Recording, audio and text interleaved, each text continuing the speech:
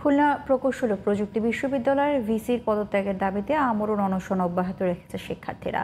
সোমবার বিকেল থেকে শুরু হওয়া এই কর্মসূচিতে অসুস্থ হয়ে পড়া 4 শিক্ষার্থীকে প্রাথমিক চিকিৎসা দেওয়া হয়েছে। এদিকে দুপুরে অনশনরত শিক্ষার্থীদের দেখতে যান কুয়েট ছাত্র কল্যাণ পরিষদের পরিচালক মোহাম্মদ আবদুল্লাহ ইলিয়াস আক্তার। এ সময় অনশন ভেঙে শিক্ষার্থীদের আলোচনায় বসার আহ্বান জানান তিনি। খুলনা প্রতিনিধি লিয়াকত হোসেনের পাঠানো রিপোর্ট জানাচ্ছেন আব্দুল মালিক। পূর্ব ঘোষণা অনুযায়ী সোমবার বিকেল 4টা থেকে আমরণ অনশন শুরু করেছেন বিশ্ববিদ্যালয়ের 32 শিক্ষার্থী। কুয়েট স্টুডেন্ট ওয়েলফেয়ার সেন্টারের গ্রাউন্ড ফ্লোরে ভিসির পদত্যাগের এক দফা দাবিতে এ অনশন করছেন তারা। শিক্ষকদের পক্ষ থেকে আলোচনায় বসার আহ্বান জানানো হলেও তা প্রত্যাখ্যান করে অনশন কর্মসূচি অব্যাহত রেখেছেন আন্দোলনরত শিক্ষার্থীরা। ইতোমধ্যে অসুস্থ হয়ে পড়েছেন আন্দোলনরত কয়েকজন শিক্ষার্থী। তবে দাবি আদায় না হওয়া পর্যন্ত আন্দোলন চালিয়ে যাওয়ার কথা বলছে অনশনরত শিক্ষার্থীরা। দেখেন আমাদের বাচ্চারা খুলে দেয়, হলটা খুলে দেয়, এরপর আমরা আলাপ আলোচনার প্রেক্ষিতে একটা ওপেন ডিসকাশন স্টুডেন্টরা করে আমরা একটা ডিসিশন আসি। ওনারা আমাদের রাস্তায় শুয়ে রাখছে 48 ঘন্টা, মামলা দিছে, বহিষ্কার করছে।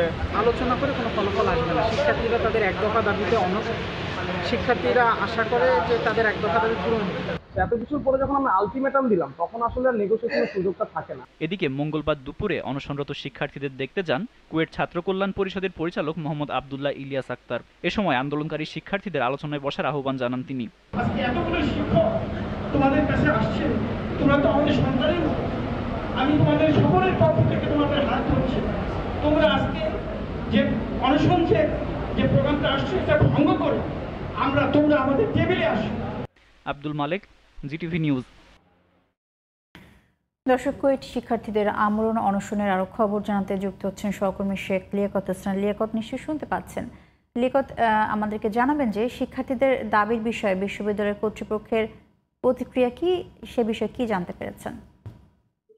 আপনাকে ধন্যবাদ। আপনি যেমন জানতে পেরেছেন, প্রকৌশল ও প্রযুক্তি বিশ্ববিদ্যালয়ের ছাত্ররা তারা গতকাল বিজ্ঞানীতে এখানে আমরণ অনশন করেছে তাদের স্টুডেন্ট ওয়েলফেয়ার সেন্টার এবং পর্যন্ত 4 জন শিক্ষার্থী সকালে হয়েছে। তাদের অভিভাবকতা তাকে চিকিৎসার জন্য পরবর্তীতে আরো 2 জন শিক্ষার্থী অসুস্থ হয়েছে। তাদের একজনকে যে হাসপাতাল রয়েছে সেখানে আছে, অন্যজনকে উন্নত চিকিৎসার জন্য খুলনা মেডিকেল কলেজ হাসপাতালে স্থানান্তর করা হয়েছে। তবে এর মধ্যে বিশ্ববিদ্যালয় কর্তৃপক্ষ কয়েকবারই কয়েক দফা এখানে এসেছে এবং বিভিন্ন বিষয়ে তাদের তদারকি করেছে এবং 3টা অ্যাম্বুলেন্স এখনো রেডি রেখেছে। যদি কেউ অসুস্থ হয় তাকে তাৎক্ষণিকভাবে তারা হাসপাতালে স্থানান্তর করবে চিকিৎসার জন্য।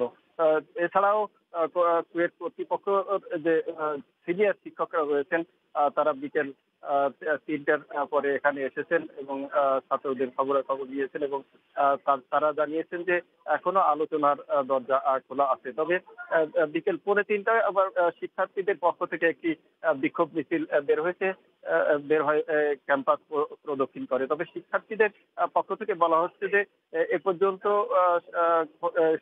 কলেজ যে শিক্ষা কর্তৃপক্ষের থেকে তেমন কোনো উল্লেখযোগ্য ভূমিকা আসলে তারা নিতে পারেনি, যে কারণে তারা এক দফা দাবিতে গিয়েছে এবং ভিসির পদত্যাগ না হওয়া পর্যন্ত তারা তাদের অনশন চালিয়ে যাবে। তো এটি ছিল খুলনা প্রকৌশল বিশ্ববিদ্যালয় থেকে সবশেষ তথ্য। মুনিয়া। লিয়াকত, আপনাকে ধন্যবাদ।